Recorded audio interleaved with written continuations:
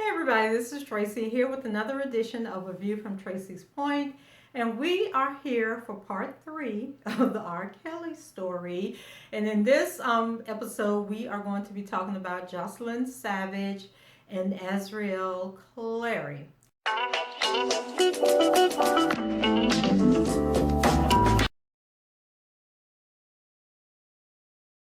So, picking up where we left off in our last video, a Chicago judge on Saturday set a $1 million bond for R&B superstar Robert Kelly. Although Kelly has denied all of the sexual misconduct allegations against him, he was charged. It was a 10-count indictment involving 4 victims. He turned himself in on Friday night and he bonded out on Monday. So with the $1 million bond, it was $250,000 per indictment. But with bonds, you only have to pay 10%. So he had to come up with $100,000, and he ended up staying in jail for $3 technically because he had to pull the money together from several sources, because according to his attorney Steve Greenberg, R. Kelly is broke, and so he was depending on friends to come up with the money. And as you guys know, when I'm doing my videos, I put the information out there that is in the media, and then I let you guys know what I am hearing. When I read this stuff, what my mind is telling me. So what my mind was telling me when R. Kelly said he didn't have that $100,000 was that R. Kelly don't want us to know where his money is because he owes Andrea. I think the number keeps going back and forth, so we don't know what the true number is. It started out at $160,000. It went up to $194,000, and I think the last article I read said that it was $174,000 that he owes her. And this is back child support, I think, for their youngest child, who is like 17, about to be 18 years old. The other kids are adults now, so he shouldn't owe child support for them. And I believe R. Kelly stopped paying child support like a year or two ago, and he supposedly was ordered to pay $10,000 a month in child support. And so when you figure the timeline between now and when he stopped paying the child support, the $10,000 a month sounds accurate for the youngest child. Now, I don't know if that $10,000, when the judgment was put into place, if that included the other child, because I think R. Kelly was still with Andrea, maybe. No, I think he would have been separated from her even when the oldest daughter would have been a minor. So is that $10,000 for all 3 children, which means that it should have been adjusted down as each child turned 18, or had it been adjusted down and he actually owed more in the past, and now the $10,000 is solely for the child that is still a minor that's about to turn 18 years old. So what I think is going on is that R. Kelly does have money somewhere, because remember, his contract with RCA and Sony ended last month or like 3 weeks ago, but there was a settlement. They did pay him money to end that contract because he still had 2 CDs that he was due to produce. And my understanding is that one of those CDs or albums, or how EPs or whatever they call them now, is ready, but he can't find anybody to do the distribution on it, and I don't know why he can't just do it himself. But anyway, so they did give him money to end that contract to keep him from suing them, because technically he could have sued them for ending the contract. And the last part of this series that I'm doing on R. Kelly, I'm actually going to talk about the rights to his music and what this means to him, and to dispel this rumor that's out there that Aaliyah's parents owns the rights to all his masters. That is not true. And so I'm going to talk about that in the last part of the series. So if that's something you're interested in, make sure you check back for when I put that out there. So I think R. Kelly has money. I think his money is in other people's names. I think that he didn't bond out on his own name because then they would have been able to trace where the money is located. And so he pretty much decided he'd rather sit in jail until he found somebody to come down there and put their name on the paper to get him out of jail so that the resources couldn't be searched back to where he's actually hiding his money. And I actually posted on Facebook that, that's a high level of petty. And the reason I can see through that petty, because I'm kind of petty like that. Like my mother used to always tell me that I had the mentality of somebody that would burn down the whole damn house trying to kill a rat. So I can understand trying to hide that money, R. Kelly. I ain't mad at you about that, but you should take care of your kids. And even if you mad at Andrea, for how she dragging you through the mud and beating up on you, trying to, in the media, being a part of this surviving R. Kelly situation, you still need to take care of your kids, and you need to call your kids R. Kelly and stop being a butthead and stop punishing the kids to get at the mother. So anyway, let's move on. So Steve Greenberg says that he thinks that all these women are lying. He says that Mr. Kelly is strong. He's got a lot of support.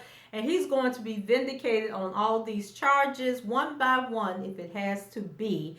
And so, guys, remember I was talking in the last video about the difference between concurrent and consecutive charges. So that statement right there kind of makes me think that they are going to try these cases separately so that they can do consecutive charges, because I think there's some issue about having it eliminates the ability to do the concurrent sentences if they do all the trials together. And then I think it's harder to do concurrent sentences when you have multiple verdicts from multiple trials. So he kind of alludes to that in that statement, that he is going to be fighting to have all these indictments for all four victims to be tried in one case instead of separate cases. So as you know, R. Kelly turned himself in Friday night. He arrived at the Central District Police Station in Chicago in this large black van, and he was wearing like a warm-up suit. Well, he had on black jeans, a black hoodie, and then this metallic blue color. I can't think of what they call these jackets, but they're the real puffy like jackets, insulated jackets, and I think it's still cold in Chicago. And so he had an entourage with him, including Joycelyn and Azriel. And the day before R. Kelly was arrested, there was a story that came out that he was moving out of his studio that has been in the media, where they say he owes this bike rent, that the building is in foreclosure. And then, the building inspectors came out and said that parts of the place was being used as a residence, and then they had set hours that he could actually be in the building, as from 9 a.m. to 5 p.m. Then he went back to court, and then they extended it to 9 p.m.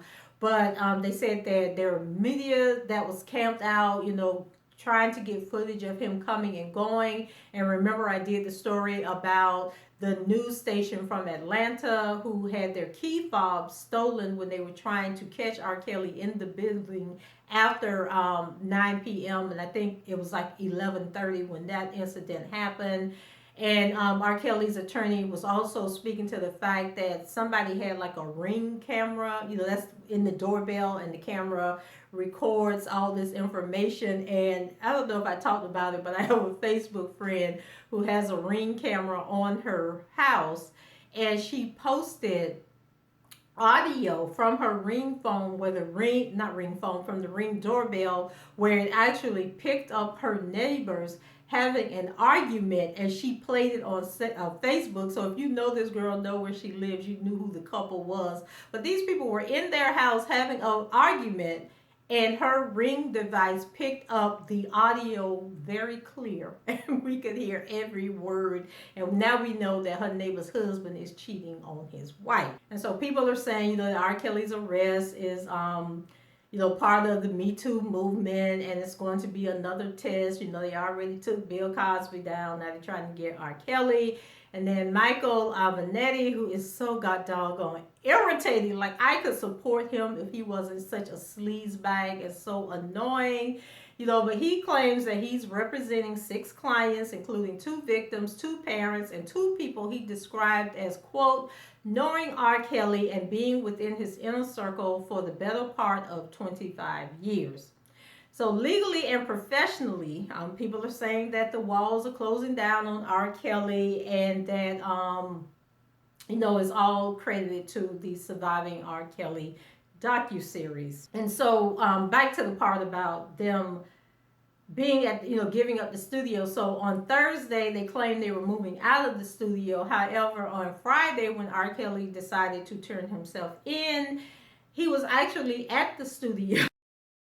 So there were people at the studio, I guess, that was cheering him on, giving him encouragement, as him and his entourage, which included Joycelyn and Azriel, loaded into this Mercedes, this large Mercedes passenger van, to drive him down to the jailhouse to turn himself in. So Joycelyn and Azriel, they've been seen several times since R. Kelly was indicted. So they were with him, when he turned himself in. They showed up at the bond hearing.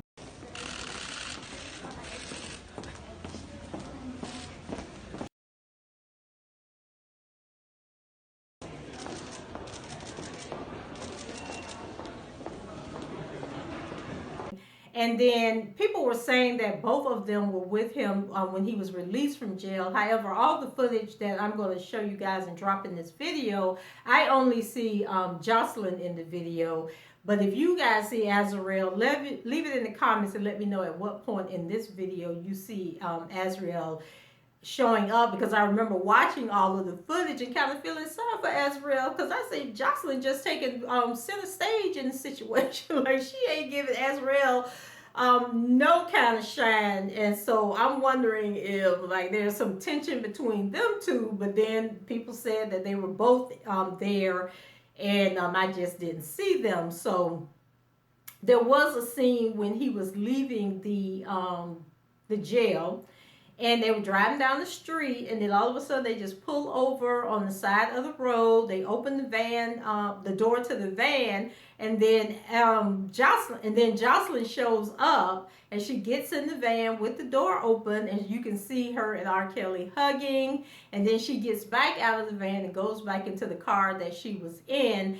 And so people were complaining, about R. Kelly and this whole display that was going on. But I'll talk about that more in the next video, where I talk about what R. Kelly did after he was released from jail.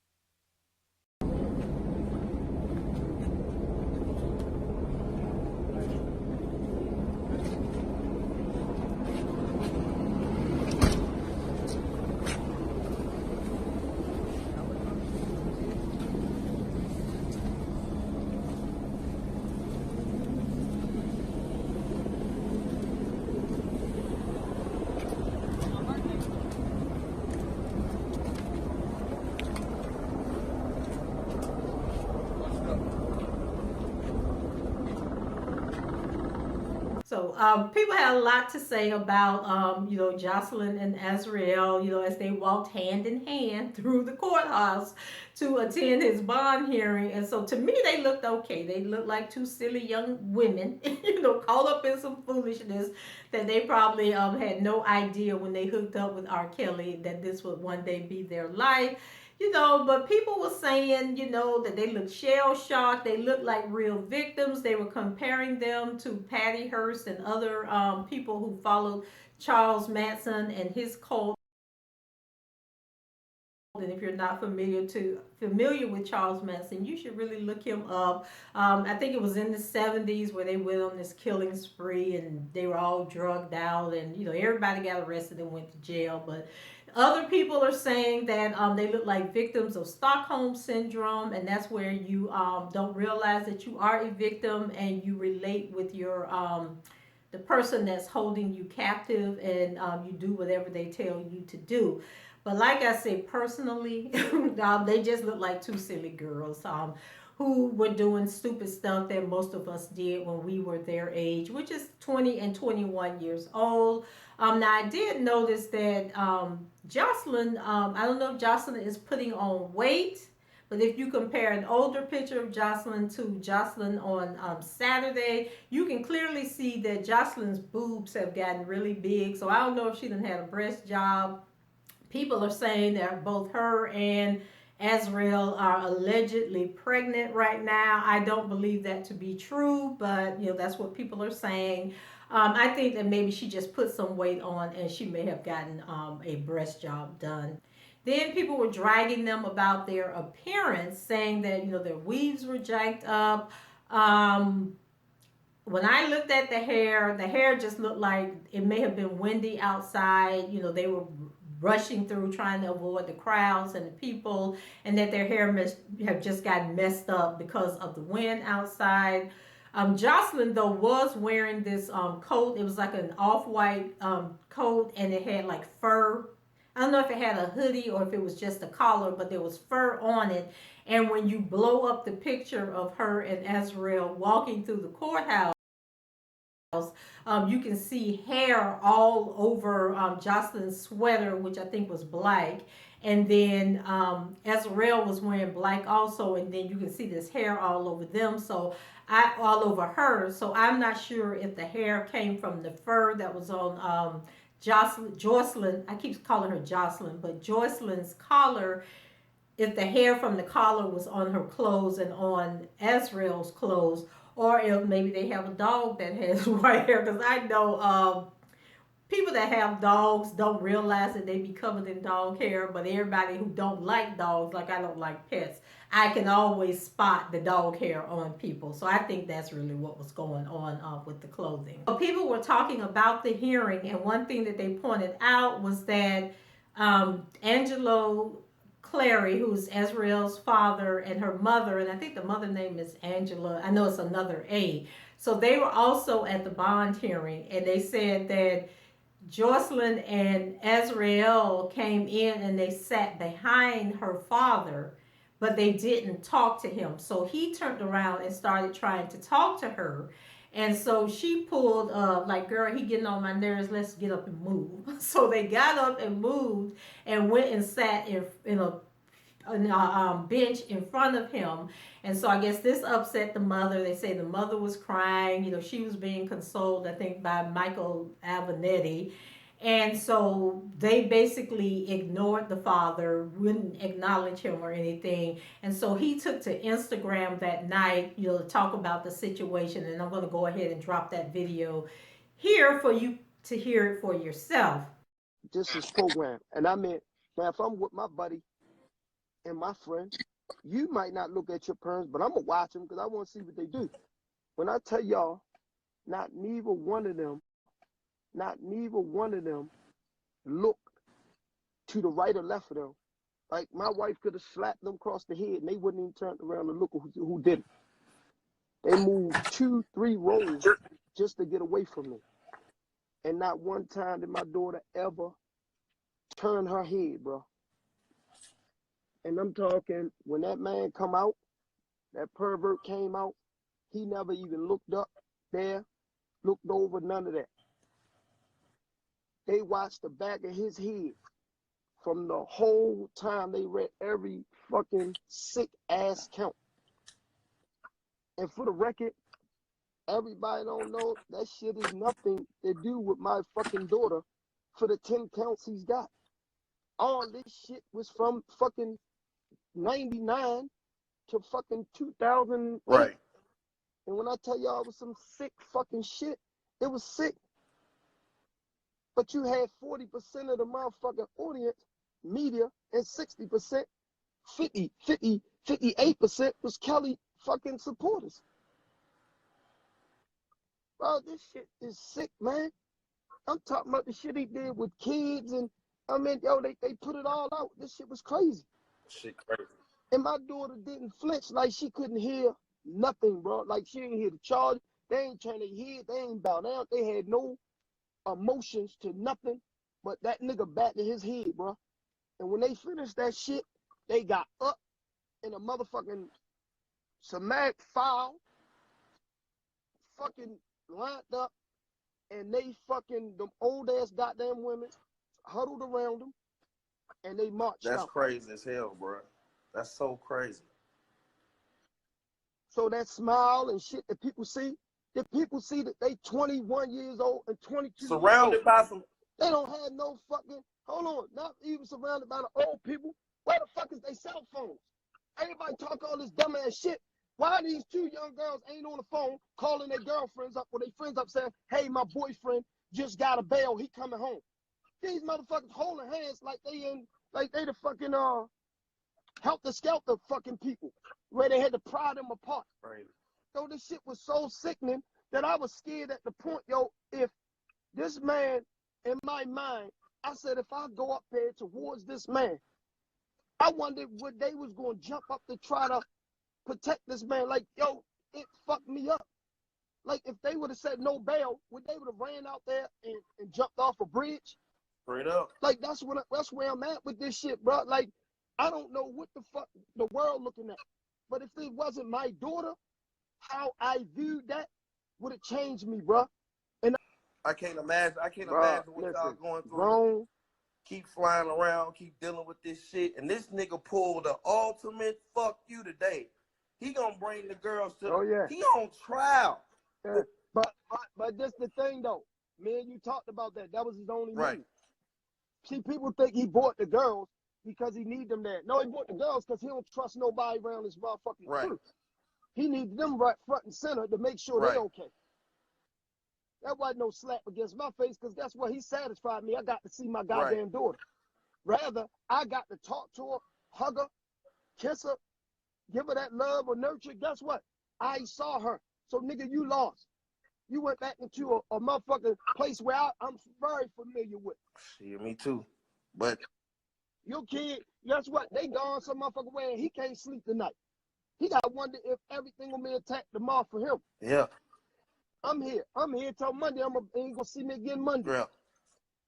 And I'm not going for this nigga. I could give a fuck if he out of jail. Right. What I want to see is my motherfucking daughter. I want to see my wife be able to have a smile, not fucking cry every night or every time she think of this shit, she stressed the fuck out. In other reports, they're saying that Joycelyn's parents have now decided that they're going to go talk to the prosecutors because they want to do a wellness check on Joycelyn, but they want the police to accompany them.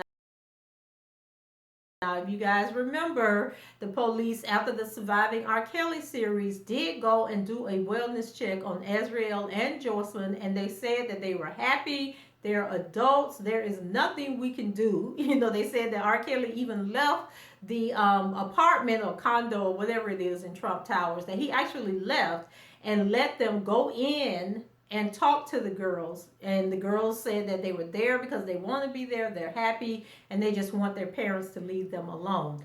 So now the Savages are trying to get another wellness check, but they feel that the police ain't asking the right questions. So they want to go along.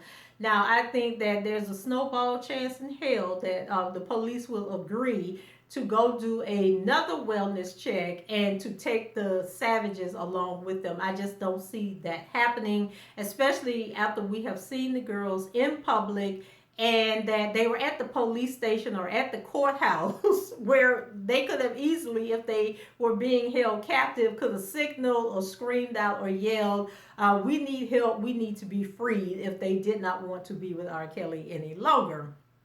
So the attorney for the Savages, his name is Gerald Griggs, and he says that he told TMZ that the family are actively working with prosecutors in Illinois to conduct a new welfare check on Joycelyn at Kelly's Trump Tower pad. Griggs says that the Savages believe that Joycelyn is living there too, along with Azriel Clary. Both women are at were at R. Kelly's court hearing over the weekend supporting him. Griggs says Chicago PD conducted a welfare check back in January, but he doesn't trust that they did a thorough job. He says the family wants one done when they can be there to witness it. The Savages' ultimate goal hasn't changed. They're hoping they can somehow get through to Joycelyn and convince her to leave R. Kelly. Now, this is really crazy because I can't remember whose YouTube page I was on, but there was a YouTuber that actually posted video of Joycelyn meeting with her parents. She like did sit down and meet with her parents. The whole thing was recorded, but she was basically like, I think she's open to having a relationship with her family if they would just knock it off and stop with the you're being brainwashed, you need to come home. Like if her family would accept that she's in this relationship with R. Kelly, that she's in the relationship willfully, then they can have a relationship with her. But I think she understands that any meeting that they have is not going to be about her. It's going to be about R. Kelly and her leaving R. Kelly and not having anything to do with him. And I think if people on social media would just like be realistic. Like as a woman, we have all been in that relationship with that one guy, unless you married your true love, your soulmate, fresh out of college, fresh out of high school, and y'all been together forever. But if you're like me, who have had several relationships, we've all been in a situation where it got to the point where we knew that the person was not good for us, but we just had that slither of hope that a miracle was going to happen and the person was going to change and everything was going to work out. You know, our family and friends were sick and tired of us, and they was like, child, you need to leave him alone. Get away from him. He's bringing you down. He's doing this. He's doing that. But we were so in love that we decided to stay. And typically, we go through that phase in our 20s, and you're talking about 20, 21-year-olds here. And then when you get in your 30s, you recognize that you deserve better, so you date better. And then by the time you're 40, it just really don't make no difference. You really done gave up the fairy tale wedding and all that, and you like, if the joker ain't coming correct, I'm just gonna be by myself. And women can deny that all they want to, but those are the stages that women go through in the dating cycle. And then also, if I'm not mistaken, Joycelyn has been with R. Kelly since she was like 18 years old. So she isn't a case where she was 14, 15 years old and he manipulated her and everything. She willfully went to be with R. Kelly after meeting him, after the parents were trying to get her into the music industry, because I think that Joycelyn was actually away at college, or supposed to have been in college, when her parents found out that she had left school and gone to Chicago to be with R. Kelly. So I think her situation is totally different from these other stories that are coming out. You know, so people are saying, you know, why don't they just go to Trump Tower and knock on the door and talk to Joycelyn? But the lawyer is saying that they're afraid to do that because R. Kelly's associates have threatened them. And if you guys remember, R. Kelly's former manager was actually arrested. He turned himself in right after the Surviving R. Kelly series, because there was a warrant for his arrest, because the Savage guy claims that he threatened him. And, you know, he turned himself in. He bonded out like the same day. We ain't heard nothing else about that case since then. So it's unclear if Cook County will oblige them, which I don't think that they will, because both of these girls are adults and they have been seen in the public. Stephen Greenberg, R. Kelly's attorney, says that police in Chicago and Atlanta have done wellness checks on both of these young ladies. Plus, she's been seen in court, like I said. And now the attorney is a psychiatrist, and he's like, give me a break. These people are doing whatever they can to keep this story in the news. And I'm going to talk more about that in the final part of this series that I'm doing. So in the latest, the feds investigating R. Kelly are about to get their hands on physical evidence against the singer, courtesy of the family, so of one of his alleged victims. So we don't know if it's the Savages, the Clarys, or somebody else that came up with some evidence. So law enforcement, everybody talk to TMZ. And I'm thinking that these law agencies need to find out who these snitches are within their departments, because that's how the whole Justice Smollett thing got all messed up and blown out of proportion, because folks was talking that shouldn't be talking. So they're saying that Joycelyn's parents are set to meet with federal investigators in New York. Once again, why everybody keep running to New York, to discuss matters related to two separate U.S. Attorney's Office probes into R. Kelly, one by the Eastern District of New York, which is Gloria Allred's favorite place to go, and another by the Southern District. And once again, I'm asking if you know the relevancy of why they keep going to New York, because I did look up to see if New York covers Maryland and Illinois and all that, but they seem to just cover New York. So I don't know why these people, these lawyers, keep telling them to go to New York. Like maybe they're more lenient in their investigations, maybe they have a low bar, I don't know, but that just seems to be the go-to thing to do. And so they also say that they're told that the Savages will provide information on witnesses and those closely associated with R. Kelly and turn over materials they refer to as physical evidence, but the source didn't know exactly what the evidence included. So the sources say that both federal investigations are progressing very quickly, thanks to cooperation and testimony from several people, including Michael Avenatti and some of his clients. As for what the feds could pin on R. Kelly, people are thinking that it involves the Mann Act. And if you guys remember, I talked about that in a previous video, where the Mann Act is about transporting minors across state lines for the purpose of having sex or debauchery or involving them in some kind of some kind of crime. What else was going on? So guys, I don't know. What do you think? Are the girls brainwashed, or do they just want to be left alone? I would love to know what the hell they do all day. Like, that's my concern. Like, are they just sitting up in that apartment all day long, twiddling their fingers? Like, because both of them ended up with R. Kelly because they had aspirations to get into the music industry, but it doesn't seem like R. Kelly did anything with any one of them to, use his connections to help them produce music or put anything out there. So what are they doing? Like, is they taking online courses to get some college degrees? Are they thinking about their future if R. Kelly goes to jail? Like, what are they going to do? What are they going to do for a living? How are they going to make money? Like, that is my main concern about both of them. Not, what they're doing with R. Kelly, but what are they doing for themselves to better their lives so that they have a future that, people are saying that, R. Kelly, once they turn 25 or whatever, he's not going to want them anymore. So are they securing the bag? Do they have bank accounts? Are they storing money away? What are they doing? What do y'all think they're doing? So that's it for this portion of the R. Kelly story. Leave your comments below and let me know what you think. Rate the video and subscribe to the channel if you haven't done so already. And until the next time, I shall talk to you guys later. Bye-bye.